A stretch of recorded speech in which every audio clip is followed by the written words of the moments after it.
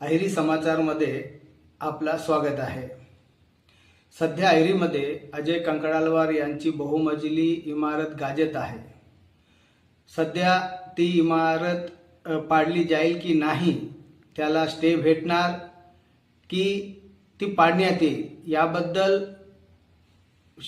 आत्ता कुणी काही सांगू शकणार नाही।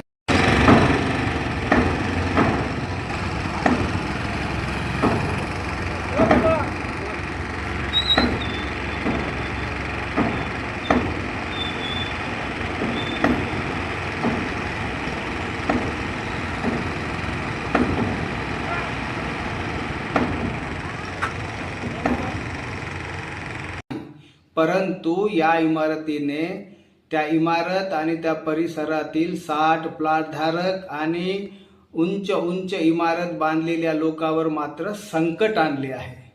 झालं असं की तो संपूर्ण तो परिसर आहे 60 प्लॉटचा, तो आदिवासींच्या मालकीची जागा होती, शेती होती।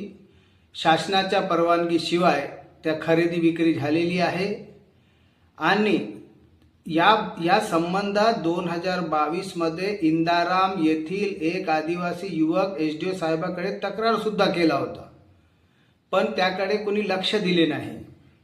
तो प्रकरण तसंच होता। पण जसा अजय कंकडालवारची ती इमारत विवादामध्ये आली, म्हणजे चर्चेमध्ये आली, तेव्हा तो 2022चा अर्ज सुद्धा चर्चेमध्ये आला आणि उपविभागीय अधिकाऱ्यांनी ती जी इमारत आहे त्या जागेसह 55 ते 60 लोकांना नोटीस पाठवून तुम्ही जे खरेदी विक्री केलेली आहे त्या संबंधातल्या सर्व दस्तावेज घेऊन आपले बयान देण्यासाठी 6 जानेवारीला एसडी ऑफिसमध्ये उपस्थित राहण्यासाठी सांगितलेले आहे। आता अजय कंकडालवार यांना नुकसान होणार की नाही हा भाग वेगळा, पण त्यांच्या या इमारतीने 60 लोकांच्या जागेवर, त्यांच्या बिल्डिंगवर, त्यांच्या इमारतीवर मात्र मोठे संकट आणलेले आहे।